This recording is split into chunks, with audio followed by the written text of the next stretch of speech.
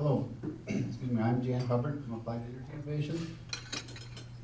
And I have a question about investment. You mentioned primarily factors like inflation, wages, consumption. You did say something about capital expenditures, which is a type of investment, maybe shorter term investment.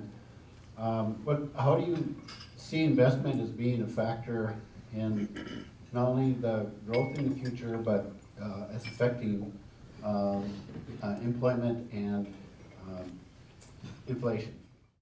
Well, I mean, it's a great question. You know, investment's critical, I would say. You know, when we think about the fluctuations in real GDP, which I did show you, that the movements in that are highly informed, highly influenced by the movements in investment.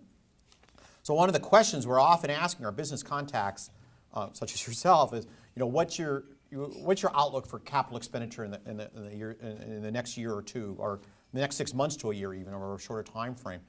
You know, we see that kind of capital expenditure as being important in terms of, in and of itself, it will provide labor, but also in and of itself, it's going to be it's a signal to us about what businesses are thinking about the future in terms of their outlook for demand.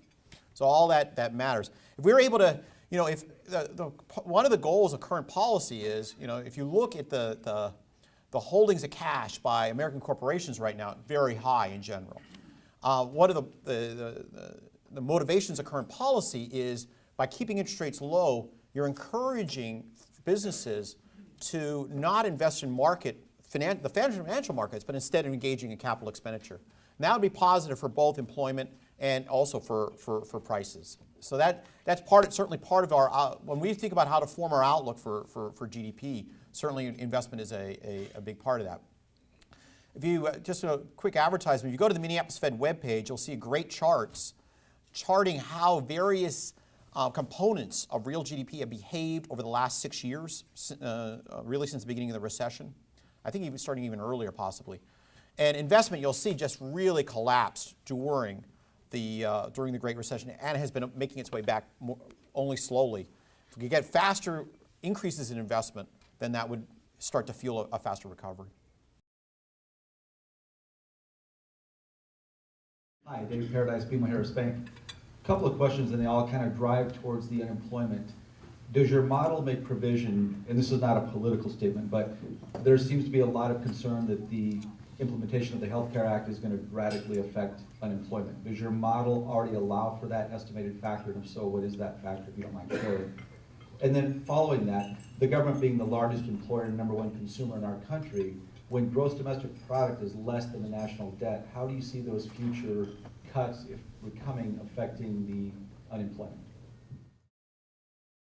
Yeah, so let me talk about the first question first, about the Affordable Care Act and how it influences my outlook.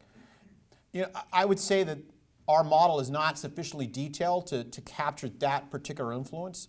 It's not to say it's not going to be an important one. It's just simply we don't get down to that kind of level of detail.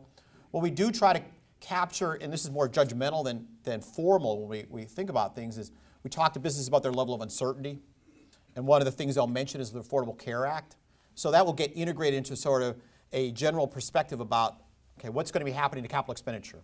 Well, that's going to be shaped by businesses' feelings of uncertainty about the future business climate, future environment. One of the elements of that would be the Affordable Care Act, certainly. So it's that level. It's not as detailed as what you're suggesting. How many percentage points do I take off, or decimal points do I take off my forecast? I wouldn't say it gets down to that kind of level of detail. And you know, frankly, you don't want me to, because it would be spurious in my view to get down to that kind of level of detail on that. Your second question is about debt GDP. You know, I think that if you look at the Congressional Budget Office, which is you know, employed by Congress to make forecasts about what's going to be happening to the path of debt over the next 10 to 20 years. You know, I have to stand up and forecast for the next year or two, and I feel nervous about it because there's huge uncertainties. Those guys have to make and gals have to make forecasts over 10 to 20 year time frames. Yeah, lots of uncertainties prevail. But right now, I think it's important to realize that the run-up in the deficit, not the debt here. The debt is the stock. The deficit is the flow of the fact that we're spending more than we're taking in.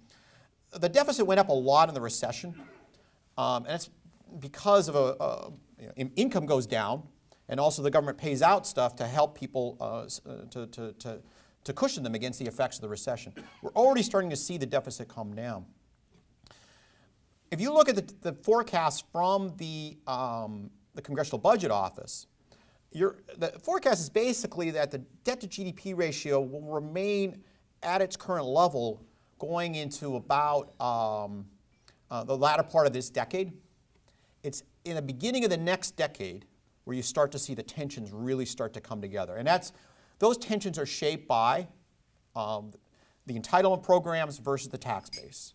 So we have promises we've made to our older citizens, all right, and citizens like myself who will be older at that point, about what they should expect. On the other hand, we have expectations about what taxes are going to be, and those do not align. And so there's going to have to be some resolution of that tension. And resolution doesn't have to be made in 2013, doesn't have to be made in 2014, but it has to be made down the road. You know, when I hear people talk about this, I think what they're looking for is some certainty about how that resolution will be achieved. And I share that. I would like to have more certainty about that. But it doesn't seem to me when I listen to the dialogue, either when I talk to people privately or hear the public discourse, that there's a tremendous amount of agreement right now about how that resolution should be achieved. Until you have more of a sense among the citizens about how that resolution should be achieved, it's going to be hard to get the certainty you want about how that's going to play out.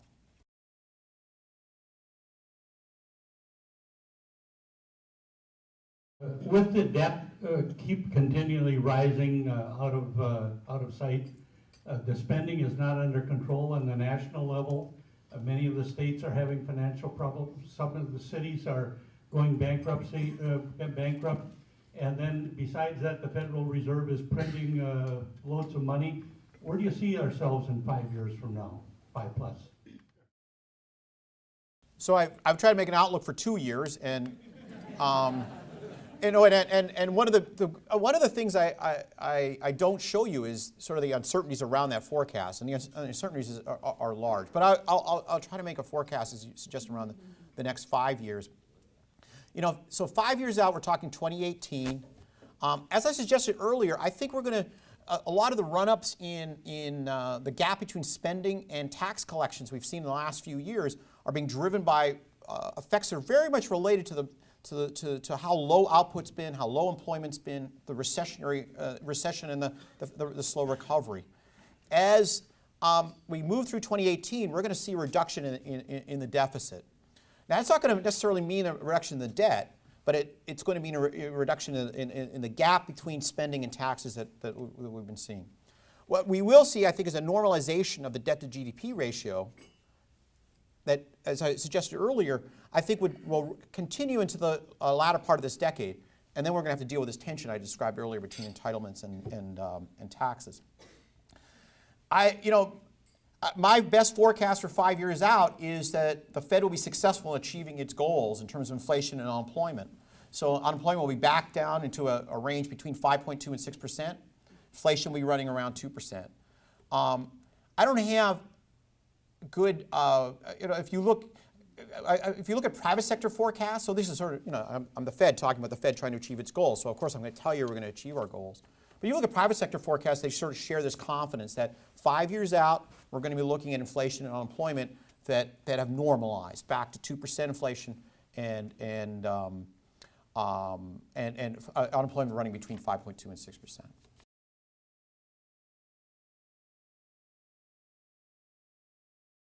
With respect to using monetary policy to stimulate the economy, I think the heaviest hammer in your toolbox has been quantitative easing. It's been used a couple of times. I agree with your forecast. I believe we're on the right path. But what happens if we're not? We've used the quantitative easing a couple of different times, and the economy is still, and the recovery is still fragile. What in the world are you going to do if it doesn't come back? Well, I think that's an excellent question. I think that, I think that we can do more with both our tools than we're doing. And so I've expressed how we can do more with our forward guidance on the Fed funds rate. I think we can be more effective with what we're doing on quantitative easing by being clear about what we're trying to achieve through that quantitative easing. What are we aiming for? I think if we were clearer about that, then people would know something about what we were planning to do if things got worse. Here are the goals we're trying to achieve. This is what so we stand ready to be supportive using these tools that we have available. And we've got a smart staff, maybe thinking of other tools as well. But I think right now the main sources of further accommodation we can provide, and these are accommodations that will be helpful right now, but it will also be helpful if things don't go as well as we hope. So if I tell you that we're going to keep the Fed funds rate low until unemployment falls below 5.5%, that tells you something about how accommodative we're going to be if unemployment were to spike up to 10. Which is not in my baseline forecast, but if that were to happen. And if it's, as well, if we were clear about what our conditionality, what we're trying to achieve through our quantitative easing program, or the asset purchases we're doing, I think we could, again, have the same kind of effect. It's just like know as businesses, if you're clear about what you're trying to achieve, it's very helpful in understanding what you should be doing at every point in time, and helping the public understand what you're going to be doing at every point in time. And I think we can profit by doing that with our asset purchases as well. Well, thank you very much. I appreciate the questions.